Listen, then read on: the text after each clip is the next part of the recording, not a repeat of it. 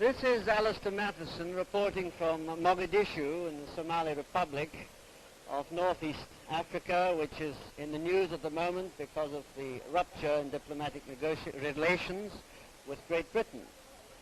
We have here the Undersecretary of State for Foreign Affairs in the Somali government, Mr. Mohammed Ali Dar, who is well versed in the problems which this young independent country is facing.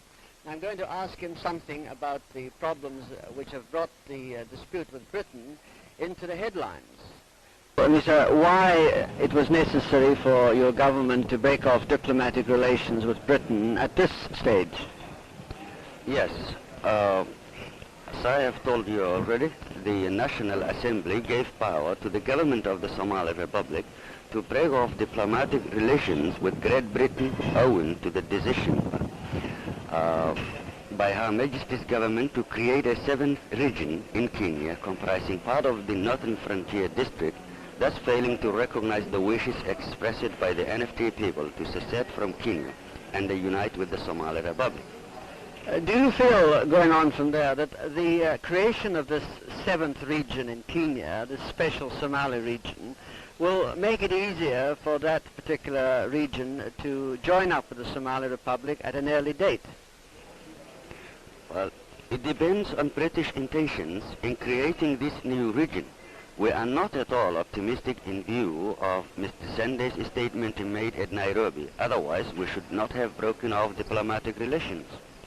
I see. Now, there is an impression in Britain that the British government might well have agreed to the Somali government's request on the NFD if only the Kenya elections could have been held first, thus avoiding upsetting the delicate negotiations between KANU and KADU that Mr. Sands was conducting in Nairobi. Have you any comments to make on that?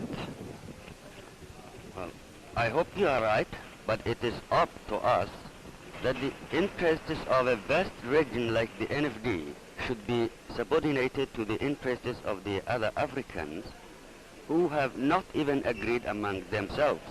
We have always said that this is not the intention of the Somali people and government to delay the independence of Kenya in any way. We still stand by this. Can you give me an idea, a rough estimate of how many Somalis there are living in Kenya?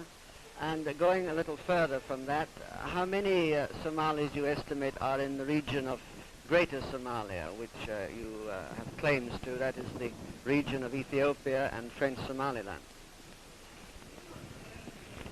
Well, there are about 250,000 Somalis in NFD.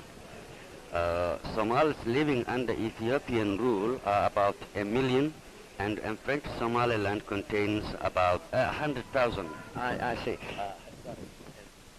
Once the Kenya question is settled in favor of Somalia, as it may well be in time, do you think that Ethiopia will agree to handing back the Haud and Ogaden areas, which you also claim?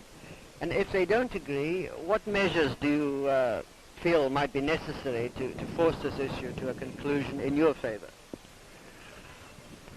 Well, we are bound to see unity of the Somali people by peaceful means. Should these means fail, the Somali government will have to adopt other policy, but I cannot say at this stage what they are likely to be. Now, one last question, if I may, sir. It's rather off the general point, but I understand that there are some Kikuyu refugees living in Mogadishu. They are believed to be people who escaped from Kenya during the emergency, and as they were wanted for Mau Mau activities. What is their future going to be now that you've severed relations with Britain and indirectly with Kenya? Will they continue to stay here, or will they have to return and face the music in Kenya? All Kenyans living in the Somali Republic, whether united for Mau Mau activities or not, will be given full protection. In fact, their existing status will not be changed unless they choose to do so. Thank you very much. Right.